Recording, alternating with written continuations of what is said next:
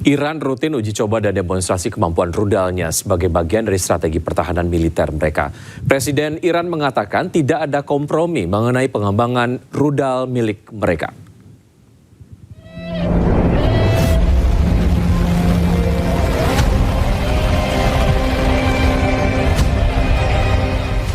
Iran secara rutin terus melakukan uji coba dan demonstrasi kemampuan rudalnya sebagai bagian dari strategi pertahanan militer mereka.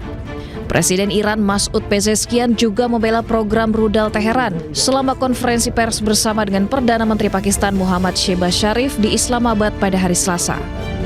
Pezeshkian mendukung posisi Sharif bahwa nota kesepahaman yang ditandatangani antara Washington dan Teheran tidak menyebutkan rudal balistik.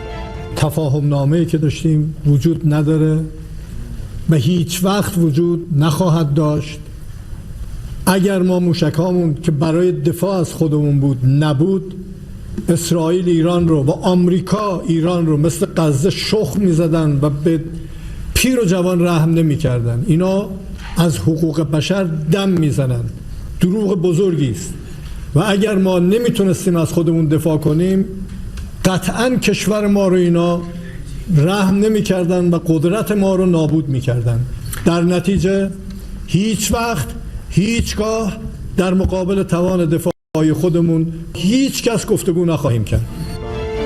Sebelumnya, Perdana Menteri Pakistan Muhammad Shehbaz Sharif dalam konferensi pers bersama dengan Presiden Iran Masoud Pezeshkian di Islamabad pada hari Selasa mengatakan bahwa nota kesepahaman yang ditandatangani antara Washington dan Teheran tidak memuat referensi apapun tentang rudal balistik. This MOU does not mention about ballistic missiles. It was never on the table. It was never on the agenda. And Iran side never wanted to even discuss about it. So I want to make it abundantly clear that ballistic missiles, and of course, they cannot be double standards, two standards, that some countries can have ballistic missiles and Iran should. The MOU, which has been signed by me as a mediator, does not mention about ballistic missiles at all. Di sisi lain, Wapres AS sempat mengeluarkan pernyataan bahwa dalam MOU, Iran dibatasi untuk mengembangkan kemampuan rudal yang bisa mengancam negara lain. Namun kini hal ini dengan tegas dibantah oleh Iran maupun mediator Pakistan. Senat Amerika Serikat meloloskan resolusi untuk diakhirinya perang terhadap Iran. Presiden Donald Trump yang mengetahui hal tersebut mengkritisi langkah Senat. Senat Amerika pada Selasa kemarin mengesahkan Undang-Undang Resolusi War Powers untuk kekuatan perang untuk mengakhiri perang dengan Iran. Majelis Tinggi Kongres memberikan suara 50 berbanding 48 untuk setujui resolusi yang sebelumnya telah disahkan DPR Amerika Serikat. Namun langkah Senat Amerika Serikat ini sebagian besar bersifat simbolis dan masih diperlukan langkah-langkah lebih lanjut agar menjadi mengikat.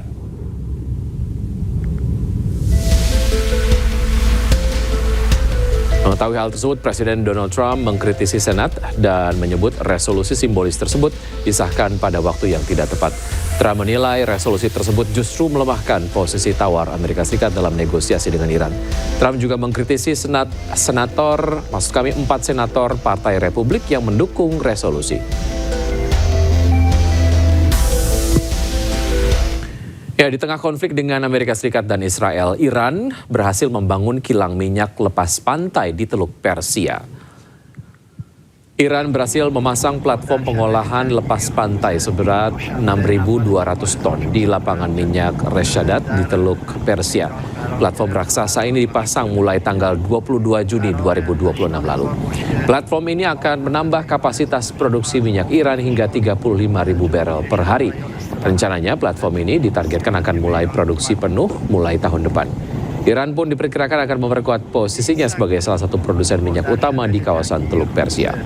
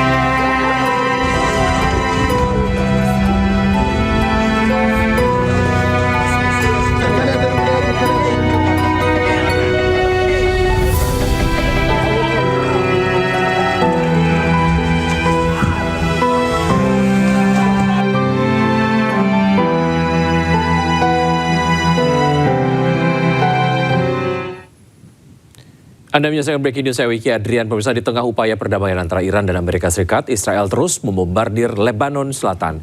2 orang tewas akibat serangan itu. Sejumlah mobil terbakar di Nabatiyeh Al-Fauqa, Lebanon Selatan usai serangan udara Israel membombardir kendaraan yang terparkir di pinggir jalan. 2 orang dilaporkan tewas, namun belum diketahui data korban. Maksud kami data kedua korban. Israel sendiri belum mengumumkan alasan penyerangan yang dilakukan di tengah upaya perdamaian Iran dan Amerika Serikat.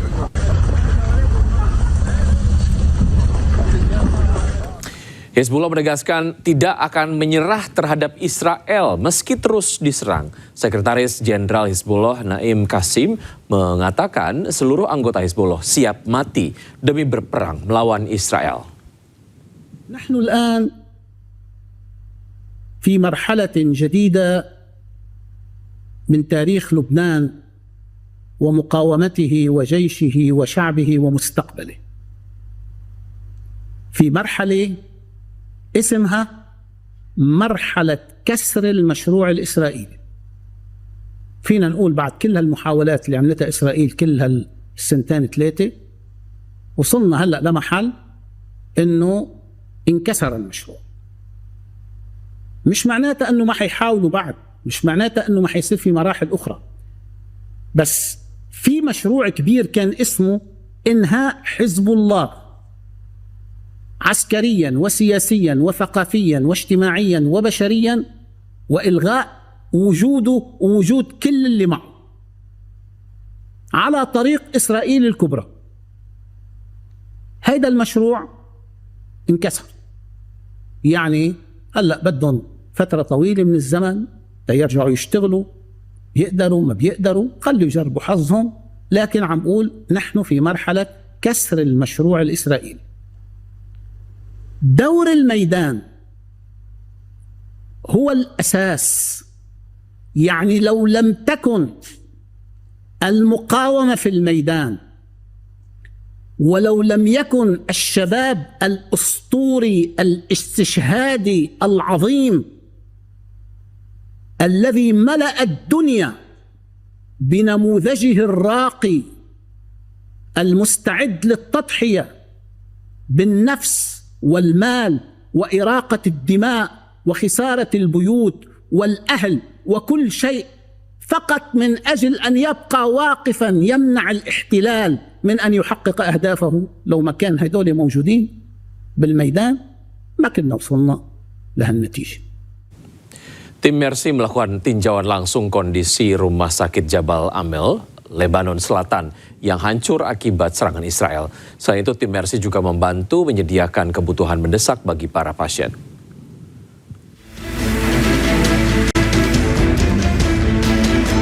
Tim Mercy meninjau langsung kondisi Rumah Sakit Jabal Amel di kota Tyre, Lebanon Selatan yang terdampak serangan Zionis Israel pada hari Sabtu. Sejumlah fasilitas seperti laboratorium medis, ruang perawatan intensif atau ICU, dan area parkir mengalami kerusakan berat dengan puing-puing berserakan. Jadi bangunan ini adalah tempat praktek dokter-dokter atau supply juga barang-barang kegiatan medis diletakkan di sini, dan kemudian mereka juga banyak melakukan praktek di gedung ini. Entah kenapa diserang oleh pihak penjajah, tapi yang pasti akibat dari serangan itu juga menimbulkan banyak sekali korban yang berada di sekitar klinik ini, dan kita bisa lihat begitu banyak sekali bangunan-bangunan yang hancur.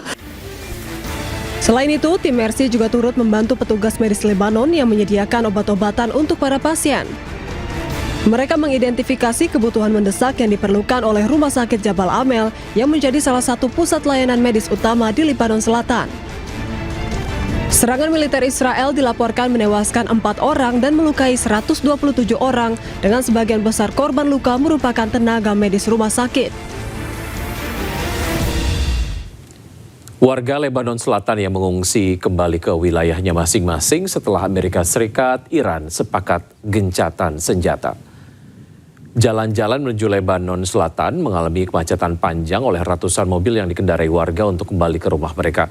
Sebelumnya warga ingin mengungsi sejak Israel membombardir kawasan Lebanon Selatan dalam pusaran perang Amerika Serikat Iran. Kendati menyambut gembira adanya gencatan senjata, warga Lebanon menyaksikan gencatan senjata dapat berjalan lama.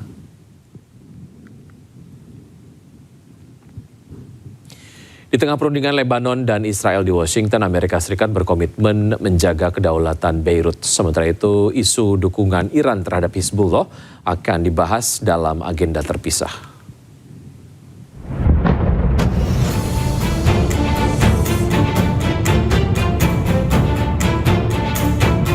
Menteri Luar Negeri Amerika Serikat Marco Rubio menegaskan Washington akan berbicara dengan pemerintah Lebanon terkait berbagai isu. Menurut Rubio, karena Lebanon adalah negara berdaulat, urusan internalnya akan dibahas langsung dengan pemerintah Lebanon, bukan melalui perjanjian Amerika Serikat dan Iran. Rubio mengaku telah berkomunikasi dengan Presiden Lebanon, Joseph Aoun, sebelum ke Uni Emirat Arab di tengah perundingan Lebanon-Israel di Washington. Ia menambahkan isu dukungan Iran terhadap Hizbullah di Lebanon akan dibahas secara terpisah dengan pihak Teheran. Iran peace deal. Well, that process is separate. It's separate because Lebanon is a sovereign country. It has a government. And when it comes to Lebanon, what's happening inside of Lebanon, we're going to negotiate and deal directly with the Lebanese government. I spoke to President Aoun along with the Vice President a few moments ago, spoke to him on Friday. Their people are there now on the ground directly. So the reason why that issue is always... Now, there's an Iranian issue with regards to Lebanon, and that is their support and sponsorship of Hezbollah. And so that factor will be discussed as part of our conversations with the Iranians. But as far as the future of Lebanon belongs to the Lebanese people through their sovereign elected government.